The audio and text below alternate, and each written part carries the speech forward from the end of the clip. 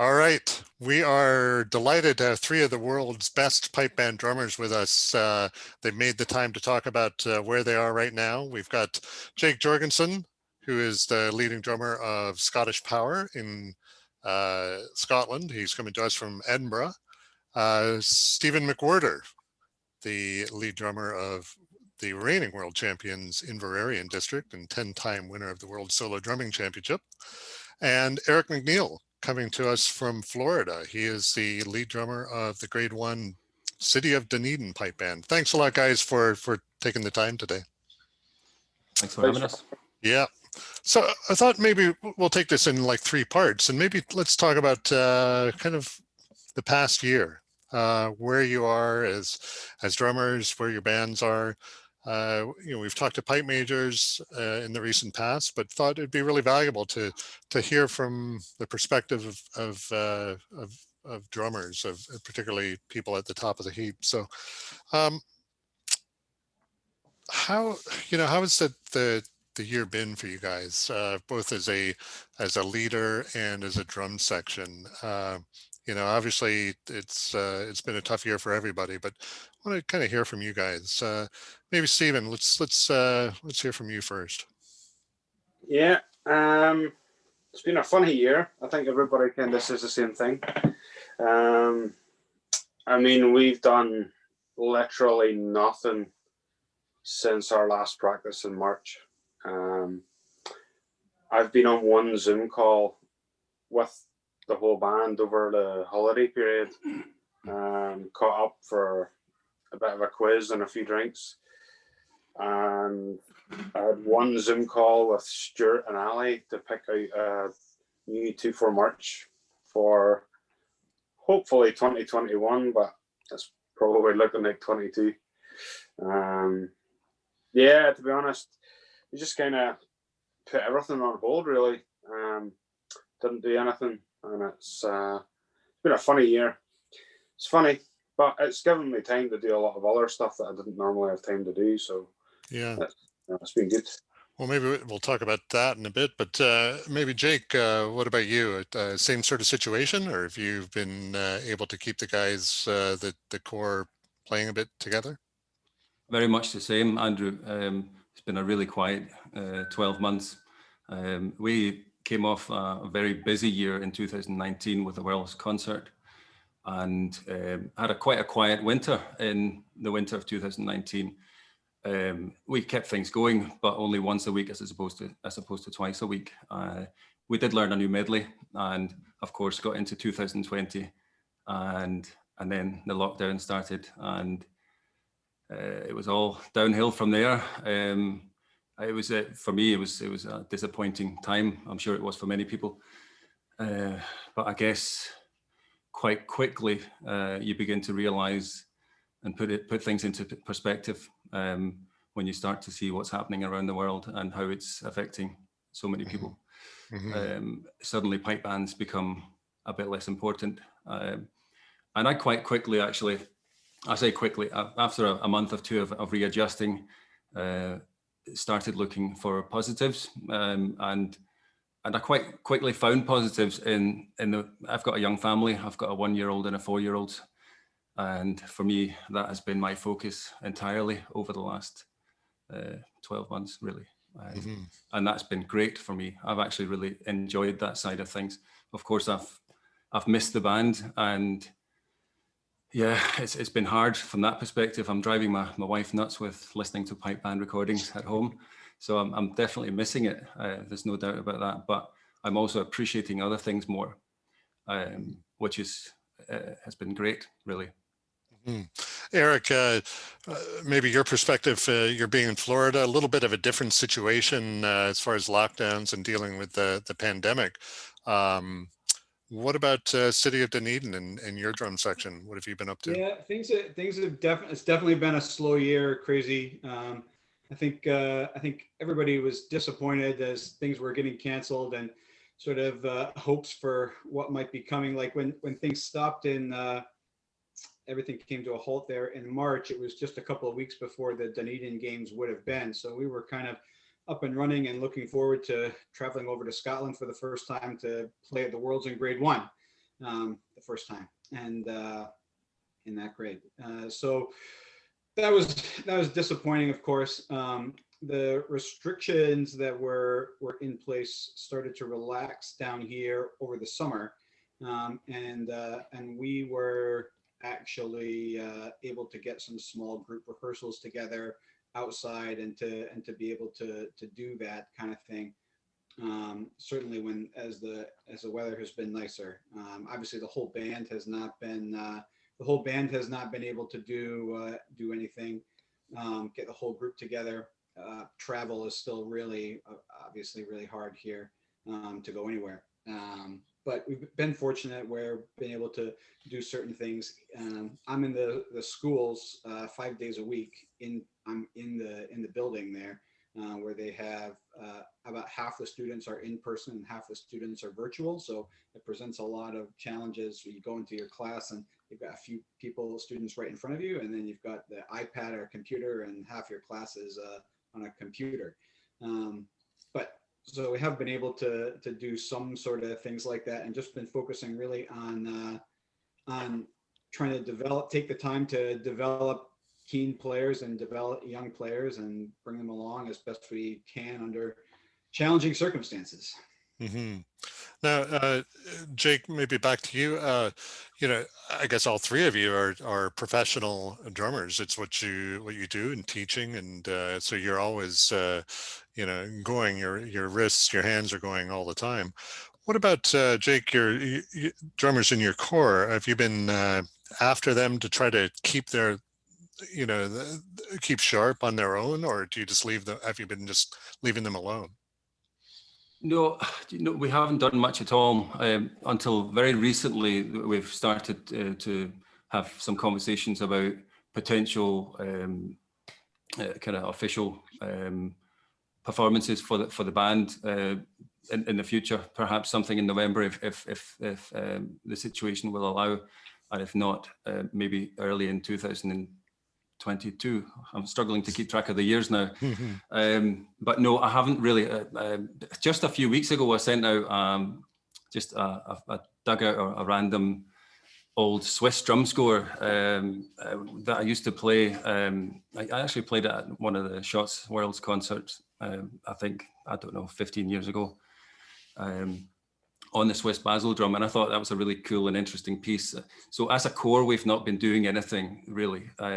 But I thought that might be something that could spark a bit of interest to Lift Your Sticks at Home. And so I sent them a recording of that. Oh, here comes the cat, sorry. And the score. And it's a piece called The Sailor's Hornpipe. And it's variations, different variations and the time signatures of that tune on the Swiss Basel drum. And it's quite cool. I personally, I really enjoyed it. So I thought I would share it. And that's been one of the things I've done. Other than that, it's been just Zoom meetings. We've had maybe a handful of these kind of Zoom catch-ups. We had a Christmas night out on Zoom, which I missed most of because of the kids. And then there's been a few quizzes and things like that. But in terms of playing and getting, obviously we can't get together, and I didn't see much value in trying to have a drum corps practice on Zoom, where you have to mute everyone and they can just play along to me. I didn't want to waste people's time. One, we've got key workers in the band, doctors and nurses and people like that who will be insanely busy, of course, at the moment. And I'm sure there's plenty of things that I don't know about, situations that are going on within people's families around the band. I think people have enough on their hands at the moment. Mm-hmm. So quite consciously, I took the decision not to load more commitments and time onto people. Yeah, it sounds like a common theme here is pipe bands becoming a little bit secondary. Putting things in perspective, maybe. Stephen, same kind of approach. Have you been doing things to keep the corps moving, keep them interested? You just taking the time to discover, new things, like what's happening on your side to keep them motivated? I wish I could say that I was, but I haven't been. Honestly, I think because I teach all day, you know, Jake and Eric will be the same. You know, you teach from, you know, 9 in the morning until 3:30, 4 o'clock on an iPad, on Zoom or Teams or whatever platform you're using, to then go to band to do the same thing with minimal interaction. I just didn't fancy that at all. And I thought, you know, if I'm going to do that and I'm not really into it, how's everybody else going to feel? Same as Jake, you know, I didn't want to waste people's time. And I thought, you know, I'm quite enjoying this break. Like, I honestly didn't. My wife had to remind me the day of Paisley that it was Paisley, and it was about 5 o'clock in the evening before it dawned on me.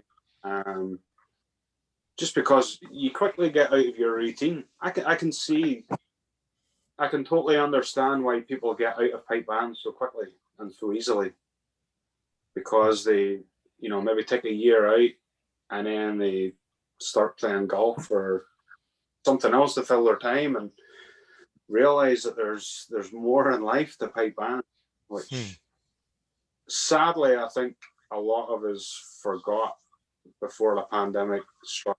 I certainly did. Like, I was taking it much too seriously. Interesting. Now, Eric, maybe a little bit different perspective. You know, a city of Dunedin had only recently been promoted to grade 1. You know, a little more maybe champing at the bit to get out there, and I believe the band was excited to make an appearance at the Worlds for the first time in 2020, and that got nixed. Yeah. I guess I've really learned kind of dealing with a lot of different people and from a lot of different places with all this who play in the band, that the way that everybody approaches this and has handled the pandemic is pretty personal. Some people are very stressed out. Some people are bored out of their minds. Some people are sort of shut down. Some people are dying to get out and do something, do anything. So for me personally, you know, I've learned from this something that I kind of already, that I was aware of, but I've definitely became more aware of how much I really just enjoy going to band and playing. Even if it's only like 1 or 2 other people that are there, like, I really enjoy that. And when we weren't able to do that and haven't been able to do that, I've really missed that a lot. So, and some people have been totally shut down. So we took a task when the season was going to be totally canceled in 2020. We set out to start putting together an ideas for a new medley, a project that we weren't really going to tackle until the end of the 2020 season. But we decided to just start throwing tunes and scores out early on. And some people are really into it, and they've got all the tunes up and running, and they've really enjoyed being able to get scores going. And I really enjoyed the process of keeping myself mentally engaged and putting it all together. And others totally not so. Some people haven't probably touched the music at all, and I'm not worried about that. You know, when it becomes time to do that, I'm sure we'll be able to. So it's interesting how different people, how differently various people react and have dealt with this whole thing. Yeah, it really is. You know, we've talked to a number of pipers, you know, talked to a group of composers last week, I think, you know, pipe majors, as we talked about. And it's kind of a variety of, you know, a lot of creativity going on. And then some are just kind of like just putting it to the background. So it sounds like, Eric, you've been sort of on the creative side of things. You know, looking for new inspiration and, you know, time to come up with new ways to do things. Yeah, we have been. Then that part of it's been fun, you know, being able to take a little more time to just hash out ideas. And I see Ian almost every day, and able to kind of, oh, what about this and what about this, or I was thinking about this on my walk this morning, or I you know, whatever. So I've enjoyed that sort of some consistency with connection to pipe bands that to just keep your hand in the game a little bit, even though it's been so hard because there's nothing going on. So Jake, you mentioned coming up with the Swiss score, the Swedish hornpipe. Did you find other guys and people in the Corps come up with some new ideas as well? Do you find a little bit of creative juice happening, or more just kind of dormancy? No, not at all. There was definitely people that thought it was a good idea and came back to me saying, "Oh, I'm looking forward to playing this. That looks interesting." So I think it's been worthwhile from that point of view. But no, there's been it's really been very quiet. The only thing I've thought of myself now that it looks like, well, I don't know, this season coming is not looking very hopeful.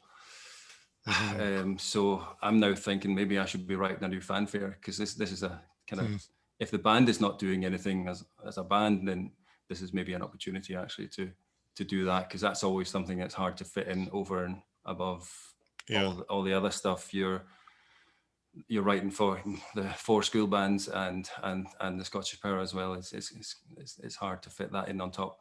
So maybe that's what I've been actually, since your emails asking questions, I've been starting to think maybe I should be doing a bit more, but it's not. I'm just really appreciating being home. I will go back to band and I will enjoy it, and I miss it, but right now I'm making the most of it. Stephen, maybe what do you think it's going to take? Like a solid, yes, we definitely know we're going to be competing on X date before things kind of restart. You waiting for that kind of a go date? I think personally, I think that's what I need anyway. I just, it's the uncertainty that's difficult. I was just talking to Stuart actually over Christmas about how impressed I was watching the Glenfiddich online.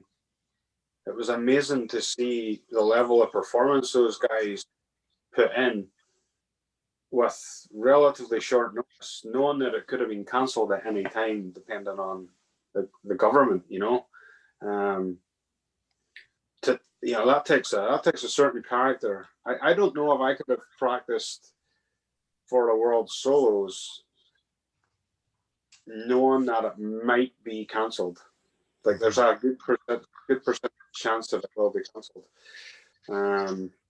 So yeah, I think me personally, I would like some certainty that it's either it's definitely going to happen or definitely not going to happen. Yeah. I think for 2021, it's easier to say that it's not going to happen and just, hope for the best in 2022. I know that seems a bit negative, maybe, but I don't mean it to sound that way. But like Jake, I think there is things that we probably could be doing. We were supposed to do the pre-Worlds concert, so there is a bunch of music that hasn't been finished. Like you would think with all this time I would have finished it, but I worked on other stuff that I wanted to work on. So hard to tell. Yeah, interesting perspectives. Why don't we look at part 2 coming up, maybe talk about getting back at it, and things that drum sections might need to do to and how long it would take. So that was a good discussion. We'll pick it up with part 2.